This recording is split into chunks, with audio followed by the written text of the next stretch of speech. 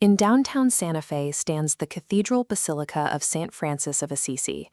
It is a quiet, sunlit sanctuary, built of golden sandstone, offering a peaceful retreat from the high desert heat. Inside rests a figure affectionately known as the best-dressed woman in Santa Fe. She has a dedicated wardrobe of over 330 custom-made gowns, complete with priceless crowns and jewelry. Local devotion to her is intense and highly personal. When her intricate wigs need updating, they're often crafted from real hair donated by cancer survivors. Underneath the velvet sits a 30-inch willowwood statue. Researchers used dendrochronology to trace her origins, but hit a dead end. Scans revealed she's pieced together from two entirely mismatched types of wood. No one knows when they were joined.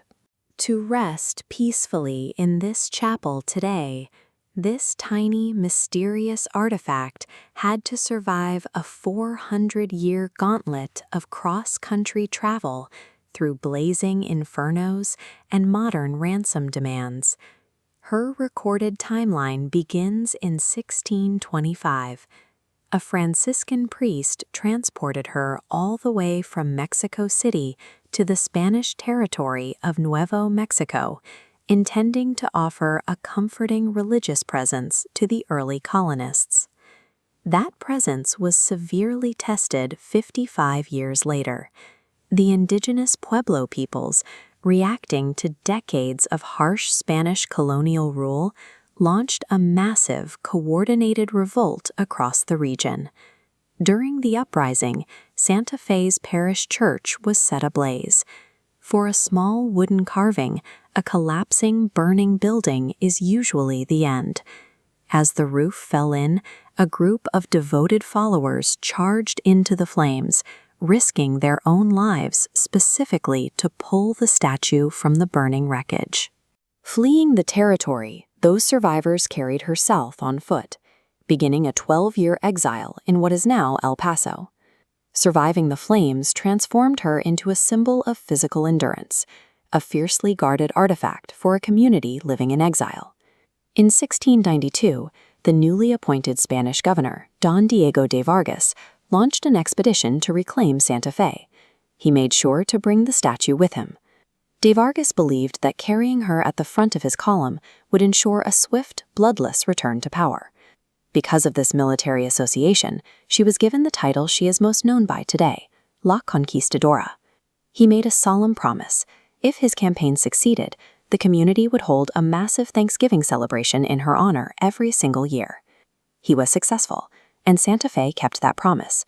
Today, that 300-year-old vow takes the form of the annual Fiesta de Santa Fe, a citywide celebration marked by the burning of a 50-foot puppet named Sozo Brava.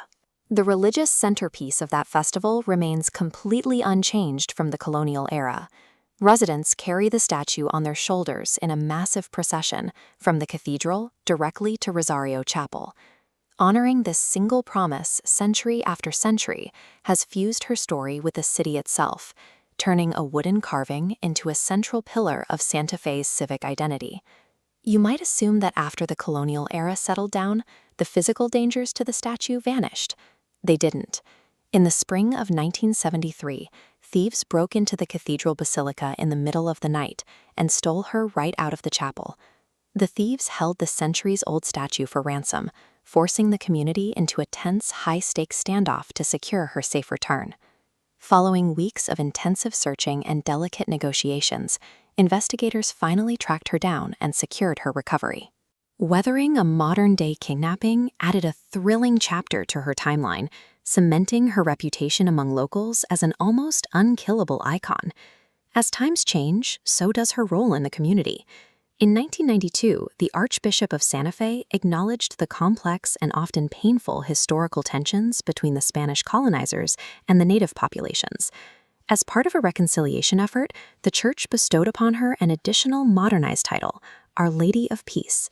Stripping away the velvet gowns and gold titles reveals her physical reality. She is ultimately a small, fragile, and combustible carving of willow wood. The reason she still exists today is because of an unbroken 400-year chain of human protectors. Groups like the Cofradía de la Conquistadora have dedicated centuries to guarding her, rescuing her, and maintaining her chapel. she stands as a physical record of the people who carried her. While empires fall and buildings burn to the ground, a community's fierce devotion can allow a fragile object to outlive them all.